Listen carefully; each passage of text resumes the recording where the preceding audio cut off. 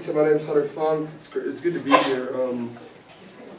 I love being in this band room because I was a Mr. Stiver's student for 2 years. I was in 7th grade when I got hired here, and I was in this room, with FCA for several years, listening to the speakers and stuff. Like I said, I'm a junior. I don't feel that much older than you all, and I'm not. I'm just a few years older. I still remember being at Crosby like it was yesterday. But what I wanted to speak to you all about this morning is how to be forward in your faith and evangelistic, even though we're young and we're still in school. There's a lot of people that I talk to our age that when they talk about being evangelistic in school and spreading the gospel, they say, well, I'll just wait till I'm out of school. It would be easier then, I'm shy now. People still don't hear about it. It'd be easier, when I'm an adult. I'll do it when I'm an adult. But the thing is you're never going to be in a collection of this many people like this again in your school. How many people go to Crosby now? How many people here? 1,300 kids, and here in the public school, that's a diverse group of students. That is an amazing opportunity to reach out to people. Where you're at, there'll never be in hardly any career a collection of people like this again. And so school, especially public school for all students across America, this is the biggest battleground for fighting the fight of faith and getting the gospel spread to those who really need to hear it. The verse out of Timothy, do you all know who Timothy is out of the Bible? Does anybody know? You can tell me who Timothy is? Timothy was one of Paul was one of the biggest missionaries in the Bible, and Timothy was somebody probably about my age, somewhere around our age, who was doing serious work. He was leading an entire church, a brand new church in the Bible. Early on, Timothy writes to him, and he says in 1 Timothy 4:12, "Do not let anyone look down on you because you are young, but set an example for believers in speech and life, love, faith, and in purity." He is telling Timothy, regardless of the fact that you're young, you can do so much for the church. I want to tell a story about when I was here in this very room, the way God used me to spread the gospel and to help one of my friends find Jesus. When I was in 8th grade, I sat right back there playing trombone, and we got a new student, Andrew Bradley, who played tenor sax.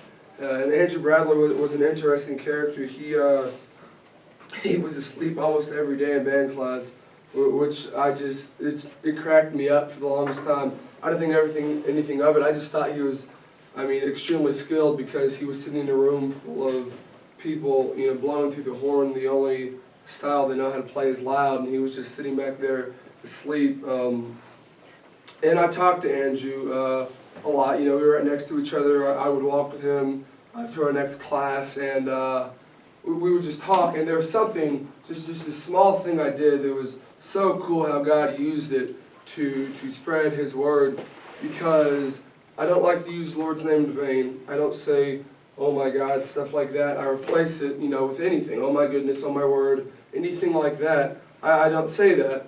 And that was one thing he noticed, that I would just say that. And one day he was like, "Hunter, why don't you just say, 'Oh my God,' why do you come up with all these different things to say?" And I said, "Well, Andrew, I don't use the Lord's name in vain. I don't like to do that." And that was all I had to say before God really took the wheel and just used me as a pawn in His plan to help Andrew. And I said, "I don't use the Lord's name in vain." He said, "Well, I don't believe in the Lord." Andrew was an atheist, and I was like, "Well, you should try it out. It's you should come to church with me sometime if you want." And it was amazing how actually extremely open-minded Andrew was. Although he claimed himself to be an atheist, he used to tell me, "Hey, he'd like to do that sometime." He said he wouldn't mind, looking into it at all. And so we talked some more.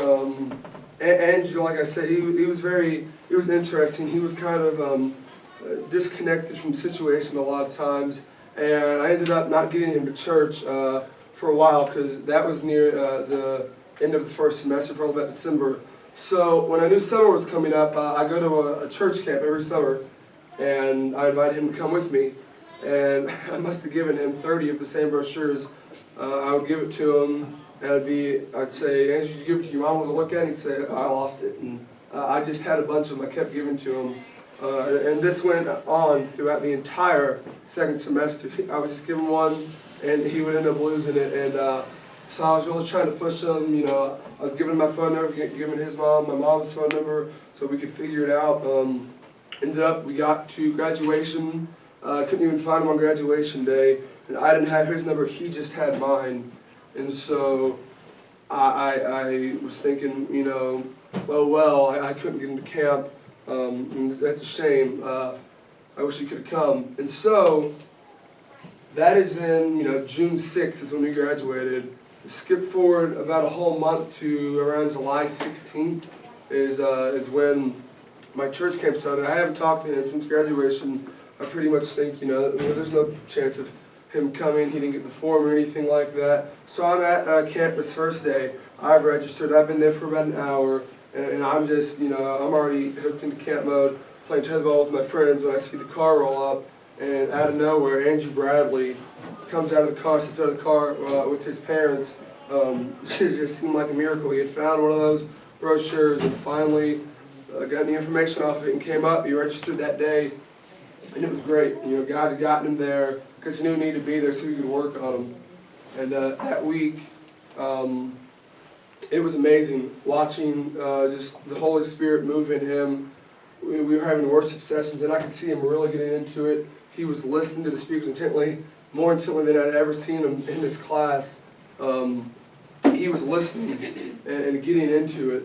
And Thursday night we have what's called the concert of prayer, and that's when camp gets really deep, really deep. We pray that night for forever, and we worship, and it's great. And that night, a few of us performed a skit for my church where we all were dressed in black and we had different sins written on us, things that hold people down a lot, whether it was sexual temptation, addiction, drugs, things like that. And the skit was we all placed them, we were the sins, we placed them on this girl and weighed her down until somebody playing Jesus fought us away, and he took them off of that girl, placed them on himself. And we were just doing it to get people in the right mindset. We figured it would kind of be powerful, but we never thought it would affect people the way it did. And Andrew, you know, my buddy, he comes up to me afterwards, and you know, I'm just kind of, you know, getting ready for the concert of prayer after this skit, and he's bawling his eyes out. He's absolutely just sobbing, talking about how that really touched him, you know, in a deep way, and that it was just powerful to him. And the next day at our student-led devos, he had the opportunity to share testimony, and he was telling us how, you know, I thought he was just tired every day in class, but as a matter of fact, he had come to school high almost every day that entire year. He had taken some sort of drugs before he got to school, and he was sitting back there second period, high off of that and coming down off his high, so he was asleep and very tired, and that he had been like that almost every day for this past year, but he didn't want to be like that anymore, and he wanted to turn his life around. That night at chapel, he was worshiping with me and listening to the speaker, and I was watching him come from across the chapel, and he looked really into it. And afterwards, I needed to go somewhere in the camp. I could have just walked down this one trail, but I saw Andrew standing over here. So I figured I may as well walk past him, you know, just say hey to him or whatever. And again, he was like, Hunter, I was looking for you, man. He said, after the speaker, when we were worshiping, I looked up on the stage for a second, and I swear, he said, I swear, man, I saw Jesus standing up there. Just for a second, he said, I looked up there and I saw Jesus standing in the corner of the stage. I looked back and looked away and he wasn't there. And I don't think Andrew was blowing smoke at all. I believe he just saw Jesus' face standing. He saw Jesus standing in the corner that night. And that's when he felt for real. He's like, I got to do something about this. I want to turn my life around. He told me that night he wanted to get baptized. and I baptized him that next Sunday at my church, and then he gave his life to Jesus. And it was just this amazing situation, the way it rolled out. This one thing, it barely takes courage. I just said, Andrew, I don't take the Lord's name in vain. And I badgered him to come to camp. And just through those small things I did, because I wasn't discouraged by my age, the Lord worked through me, and he worked on Andrew and totally committed his life to Jesus. There's one more verse I want to share with you about people noticing that you are living for Jesus. It's 1 Peter 3:15. It says, "But in your hearts set apart Christ as Lord. Always be prepared to give an answer to everyone who asks you to give the reason for the hope that you profess." Andrew asked me why I don't say, "Oh my God," I was prepared to tell him it's because of the hope I have in Jesus. And God used that little thing to completely turn my friend's life around, get him out of addiction, and turn his life over to Jesus. So I want to encourage you all to not be afraid and to be able to stand up for your faith in the school. This is the biggest place to win people over for Jesus, and it's not hard. If you just give him that first step, he'll work for you and have the gospel spread in your school. Thank you all.